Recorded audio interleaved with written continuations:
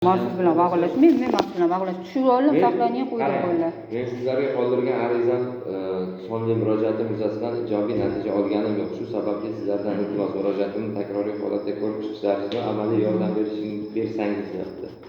Yuqorida ko'rsatilgan holatda ko'rib chiqishlari yuqorida ko'rsatilgan manzilda yashab kelaman. Qo'shnim go'zal uyida doimiy 20 ta mushuk. 20 ta mushuk? 6 ta kuchuk. Farruh 20 ta mushuk bormi uyimizga? Nechtasi pasport qilgansiz? 6 ta bor. 6 ta kuchuk boqib keladi, lekin bu bizga noqulaylik tug'dirib kelmoqda. Qo'shnim go'zal shuncha uy hayvonlarini boqib kelishi yetmagandek, meni ismimni ham mushugiga nom qilib bergan. Nafaqat meni, balki barcha qo'shnilarimni ismini ham nom qilib bergan. Ushbu masala yuzasidan men raisiga va uchastka nomzodiga va tuman hokimligiga va sessiyaga ham murojaat qildim. Lekin hech qanday choralar ko'rilgani yo'q. Lekin o'sha choralar ko'rilgan, kelib ketishga hech narsa topshirilmagan. Lekin qo'shnilarim bu masalada tegishli joylarga murojaat qilgan, ammo natija bo'lmadi. Qani o'sha qo'shnilari kim? Qo'shnim go'zalni Siz hokim yordamchisi, qaysi qo'shni kelgan hokimiyatdan? Hokimiyatdan kim kelgan? Ko'chada yurib bo'lmaydi. Sababi vafot etgan uy hayvonlarini ko'chalarimizga ko'mib kelgani bois kunlarda noxush qizlarini deb Farruh biron marta kirganimizga noxush qilib bo'lgan uyimizga. Hamma joy xlorlar yuvamiz. Endi men kelgan paytda yaxshi edim, boshqa vaqt nima bo'lganini biz bilmaymiz. Boshqa vaqt, любой vaqt kelsa eshigimizni ochib, kelib tekshiraversin.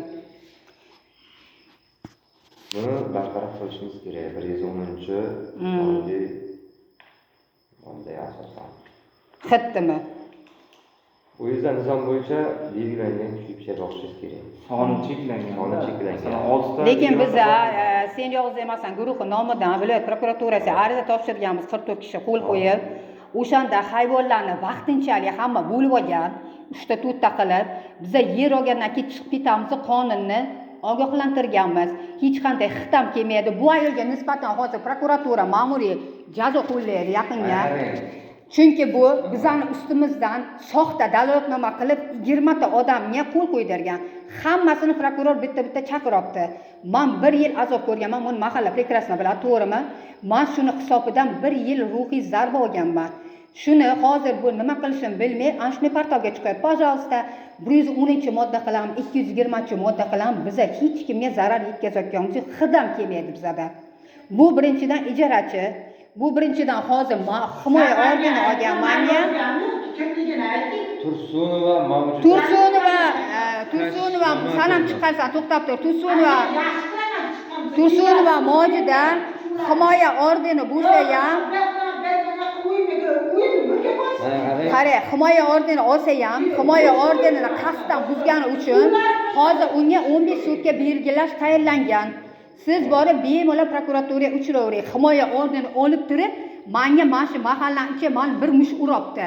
Nima uchun? Mana bu yerda noqonuniy obyekt qurildi. Noqonuniy. Necha metrda olgan? Hokim yordamchisi mana shu yerda noqonuniy qurish necha metrgacha olinganchi? Mana shu uydan katta. Uni kelib gissa bilan hokimiyat buzib tashladi, tekislab. 82 million jarima qo'ygan unga. "Пожалуйста, mendan uch olib, mana bunday xatlar yozishchi unga прекрасный повод." Men sizni shaxsiy hayotingiz, shaxsiy adovatingizga aralashmayman. Birinchidan, ikkinchidan meni videoga olmay deb oldindan aytganman. Mana videolarga menga isbot dalil kerak. Men oldindan aytganman. Chunki siz meni olayotgan sizda kallangiz ko'rinayotgan yo'q, ovoz yozilyapti. Video menda o'nda. Siz meni ovozimni yo bo'lmasa boshqa nima uchun? Yo'q, nima uchun menga isbot dalil kerak? Chunki men sudga chiqqan vaqtim, sudga chiqqan vaqtim mana shu qog'ozlar bilan himoya ordeni olib turib, yana meni bezovta qilyapti. Nechta kuchli kishi bor uyga tushgan? Hozir dalolatnoma yozilgan-ki emlashga. Emlashga yozilgan. Nechta kuchli kishini topgansiz? Soni 6 ta kuchi bor. Yo'q, kuchuk 17 ta emlagan deb. 12 ta, 15 ta. Ko'chada, 5 tasi ko'chada. 12 ta emlangan. 12 ta emlagan. Qolgan ko'cha emladingmi? Ko'chadagilar emlab qo'yaylik. Bundayda siz 70 boqyapsiz, to'g'rimi? Xonadoningizda. Shu xonadoningizda 70 boqayotgan u son cheklangan. Bilaman jo'ra. O'shaning uchun ham bizda 12 ta bo'lsa, 6 ta kuchimiz uyda turibdi. Mushuklarimizni hammasi ko'chada. Ha, eshitdim qani, shu boqasiz, to'g'rimi? Barimiz yuziga kelib ketadi shu mushuklar, boshqalar. Kelib ketsa ko'chada yashaydi. 110-moddaga ko'ra ma'muriy javobgarlik to'g'risida u huquqbuzarlik bo'lgan. Shuning uchun ham ular yozgan, sonni ham ko'rsatib qo'yibdi. 6 ta. Soni yo'q bizda. 6 yozganda 6 ta kuchi bor, lekin mushuklar ko'chada yashaydi. 20 ta mushuk deyapti. Endi bilmayman, to'g'rimi yo to'g'rimi. Yuring tekshiramiz, Farruh. Keling. Yo'q, tekshiramiz. Hozir uyni ichini tekshiramiz, yuring. Siz o'sha yerda boqyapsizmi it mushugini? O'sha boqayotgan it mushugingizni qo'shnilaringiz jabr ko'rmasligi kerak. Jabr ko'rayotgan yo'q. Menga qarang, jo'ra, u birinchi domda yashaydi. Bizani uyga umuman aloqasi yo'q uni. Gapingizni eshitdik, bizani eshitdik. Men eshitaman. Yo'q, oxirgacha gapirang, to'xtanglar. Siz uyingizda kuchi pisha boqayotgan bo'lsa, siz bir xonali, 2 xonali, 3 xonali domiz bo'lishi mumkin, men bilmayman uni xonasini. Siz boqayotgan xonadoningizda To'xtayman, pasport, dokumentlarni olib kelaman.